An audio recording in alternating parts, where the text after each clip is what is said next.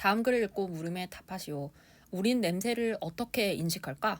냄새의 원인이 되는 기체 상태의 분자가 코로 들어간 후 몇 가지 과정을 거쳐 뇌에서 냄새를 인식하게 된다. 과학자들은 분자의 구조가 뇌에 인식하는 냄새 사이에 직접적인 관련이 있다고 추측하고 이에 밝히려고 했으나 한계에 부딪혔다. 단일 분자 물질이 농도에 따라 전혀 다른 냄새로 인식되는 경우를 설명할 수 없었기 때문이다.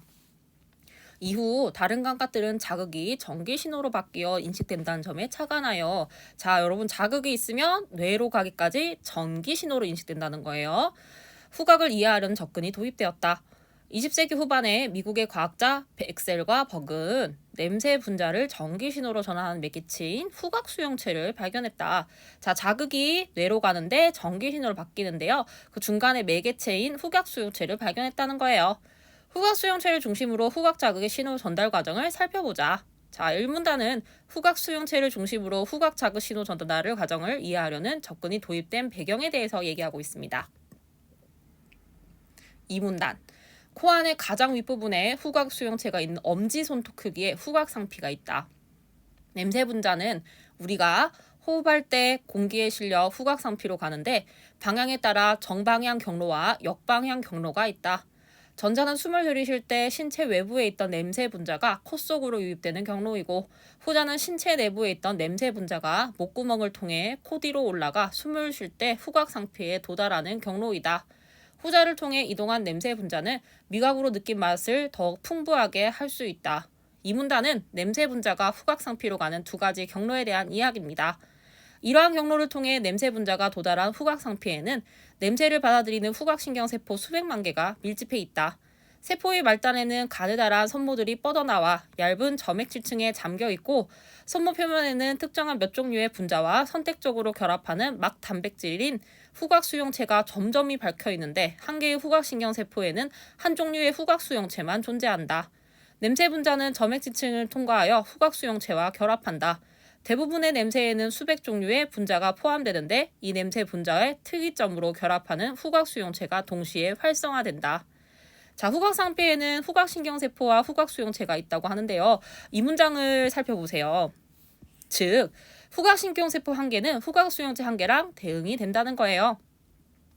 대부분의 냄새에는 수백 종류의 분자가 포함되는데 이 냄새 분자와 특이적으로 결합하는 후각 수용체가 동시에 활성화된다. 인간은 약 400종류의 후각 수용체로 1만여 가지의 냄새를 맡을 수 있다. 3문단은 후각 자극 신호 전달 과정 중에서 후각 상피에 대한 이야기입니다. 4문단. 후각 수용체가 활성화되면 후각신경세포의 세포막 안팎에 전압차가 만들어지면서 후각신경세포에서 전기신호가 발생한다. 이 신호는 후각신경세포에서 뻗어나온 긴 돌기인 축삭을 타고 뼈의 구멍을 통해 뇌로 올라가 후각망물에 있는 토리로 전달이 된다. 하나의 토리에는 동일한 종류의 후각수용체가 활성화되어 만들어진 모든 전기신호가 모인다. 이때 수천 개의 토리 중 신호를 전달받은 토리들이 패턴을 만드는데 신호의 세기도 패턴에 반영된다. 냄새마다 고유한 일종의 패턴 지도가 있어 다른 냄새와 구별할 수 있는 특징이 된다.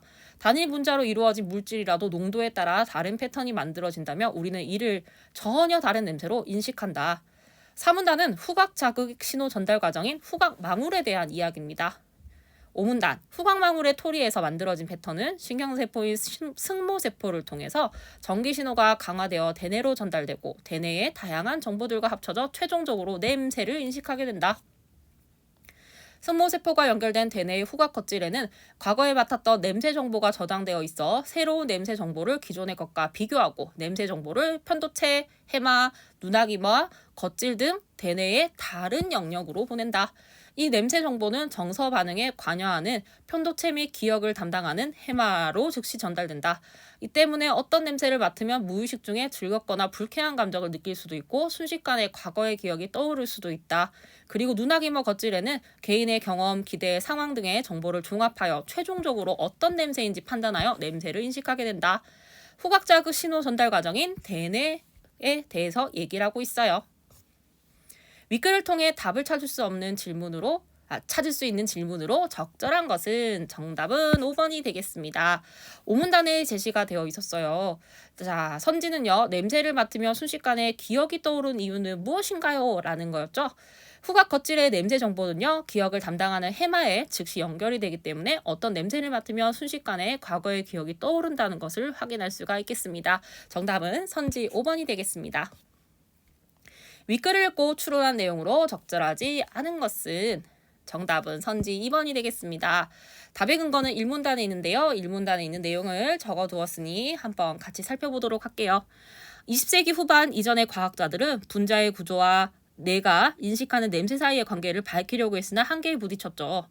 이후 다른 감각들은 자극이 전기 신호로 바뀌어 인식될 것이라는 점에 착안해서 후각을 이해하려는 접근이 도입되었고, 엑셀과 버그는 냄새 분자를 전기 신호로 전환하는 매개체인 후각 수용체를 발견했습니다. 자, 이 문장을 읽어봤을 때 이런 내용을 추론할 수는 없겠습니다. 자, 나머지 것들은요. 1번 선지는 3, 4문단에, 3번 선지는 1문단에, 4번 선지는 5문단에, 5번 선지는 2문단을 읽어보면 내용이 나와 있었습니다. 적절하지 않은 것은요. 정답은 선지 2번이 되겠습니다. 후각 자극 신호 전달 과정의 중심으로 후각 상피와 후각 마금을 이해한 내용으로 적절하지 않은 것은 정답은요. 선지 4번이었습니다. 3문단을 참고해 봐야겠네요. 한 개의 후각 신경세포는 한 종류의 후각 수용체만 존재하고 3문단에 그 내용이 제시가 되어 있었죠. 4문단엔 또 어떤 정보가 제시가 되어 있었습니까? 4문단에는 후각신경세포에서 만들어진 전기신호는 후각신경세포에서 뻗어나온 긴 돌기, 축삭을 통해 후각망울에 있는 토리로 전달된다라고 적혀 있었습니다. 자, 이 내용을 보았을 때 기읍과 니은을 이렇게 해석할 수는 없었습니다. 그래서 정답은 4번이 되겠죠. 자, 1번은 왜 맞는 선지가 될까요? 자, 1번인 한번 읽어보겠습니다. 기역에서 후각 상피에서 냄새 분자가 손모에 닿으려면 먼저 점액질층을 통과해야 한다라고 되어 있는데요. 이것은 답의 근거가 3문단에 제시가 되어 있었죠. 자, 3문단에 냄새 분자는 점액질층을 통과하여 손모에 있는 후각 수용체와 결합함으로 냄새 분자가 손모에 닿으려면 먼저 점액질층을 통과해야 한다가 답의 근거가 되겠습니다. 선지 2번. 기역에서 냄새 분자와 후각 수용체가 결합하면 후각신경세포에서 전기신호가 발생한다라고 하였는데요. 답의 근거는 3문단에 제시되어 있었습니다. 3문단에 냄새 분자와 후각 수용체가 결합하여 후각 수용체가 활성화되면 후각신경세포의 세포막 안팎에서 전압차가 만들어지면서 후각신경세포에서 전기신호가 발생한다는 것이었는데요. 이것이 답의 근거가 되겠습니다. 선지 3번. 니은에서 만들어진 패턴은 승모세포를 통해 전기신호가 강해져 대뇌의 후각 껍질로 전달된다라고 되어 있습니다. 이것은 답의 근거가 5문단에 제시되어 있었습니다. 5문단에 후각망울의 통일에서 만들어진 패턴은 신경세포인 승모세포를 통해 전기신호가 강화되어 대뇌의 후각 껍질로 전달된다는 것인데요. 맞는 선지가 되겠습니다. 선지 5번. 기역으로부터 전달된 전기신호와 세기를 반영하여 니은에서는 패턴이 만들어진다라는 선지는 맞는 선지가 되겠고요. 답의 근거는 4문단입니다. 4문단의 후각 수용체가 활성화되면서 만들어진 전기신호가 후각신경세포를 통해 토리로 전달되고 후각망울에 있는 수천 개의 토리 중 신호를 전달받은 토리들이 패턴을 만드는데 신호의 세기도 패턴에 반영된다는 것이 답의 근거가 되겠죠. 적절하지 않은 것은요. 정답은 선지 4번이었습니다. 윗글과 보기를 이해한 내용으로 적절하지 않은 것은 전자코는 질병 조기 진단, 식품의 신선도 측정 등 두루 쓰인다. 최근 사람의 후각과 원리가 비슷한 6가지 나노금 입자로 구성된 전자코가 개발돼 질병 진단을 위해 단백질을 분석할 때 쓰이고 있다. 6가지 나노금 입자. 자, 여러분 여기 나오는 나노금 입자는요. 후각 상피에 대응되겠습니다. 특정한 단백질과 결합하는 물질, 즉 후각 수용체가 되겠죠. 코팅되어 있다. 나노금 입자는 형광물질과 결합한 상태인데 단백질이 결합하면 형광물질이 분리되면서 빛을 낸다. 빛을 내는 건요. 무엇에 해당하나요? 그렇습니다. 전기신호에 해당하겠죠. 나노금 입자와 단백질의 결합 여부 및 결합하는 정도에 따라 빛의 세기가 달라지고 이러한 빛들이 만드는 빛의 분포는 단백질마다 다른 고유한 특징, 무엇? 패턴을 만든다. 이러한 빛의 분포를 컴퓨터로 분석하고 뇌의 기존의 데이터와 비교하여 단백질 종류를 파악한다라고 볼 수가 있겠습니다. 자, 선지 1번 살펴볼게요. 토리에서 만들어진 패턴과 빛의 분포는 대상마다 다르게 나타나는 고유한 특징이라는 점에서 유사하다 볼 수 있겠고 맞는 선지가 되겠습니다. 선지 2. 후각 수용체와 단백질과 결합하는 물질들은 대상과 선택적으로 결합한다는 점에서 유사하다고 볼 수 있겠고 맞는 선지가 되겠습니다. 선지 3. 대뇌의 후각 껍질과 컴퓨터는 새로운 정보를 기존의 정보와 비교한다는 점에서 유사하다 볼 수 있겠고 맞는 선지가 되겠습니다. 정답은요. 선지 4번이었네요. 자, 승모세포가 해당하지 않는 것이었죠. 여러분 승모세포 설명 한번 해볼게요. 승모세포의 역할은요. 전기신호를 강화한다고 했었죠. 후각 수용체에서 만들어진 전기신호를 강화하는 역할을 하는 것이 승모세포였습니다.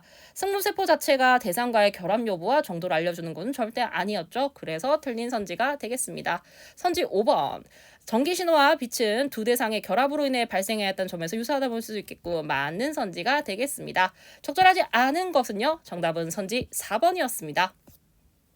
문맥상 A의 의미와 가장 가까운 것은 자, A 살펴보겠습니다. 순식간에 과거의 기억이 떠오르기도에 떠오르기다로는 무슨 뜻입니까? 기억이 되살아나거나 잘 구상되지 않던 생각이 나다 라는 뜻이죠. 자, 이것과 관련된 답은요? 네, 정답은 4번입니다. 나머지 것도 살펴볼까요? 1번과 2번에 떠올랐다는요. 솟아서 위로 오르다 라는 떠올랐다입니다. 자, 선지 3번에 떠올랐다는요. 얼굴에 어떠한 표정이 나타나다 라는 떠올랐다고요. 선지 5번에 있는 떠올랐다는요. 관심의 대상이 되어 나타나다는 떠올랐다였습니다. 문맥상 A와 의미가 가장 가까운 것은요. 정답은 선지 4번이었습니다.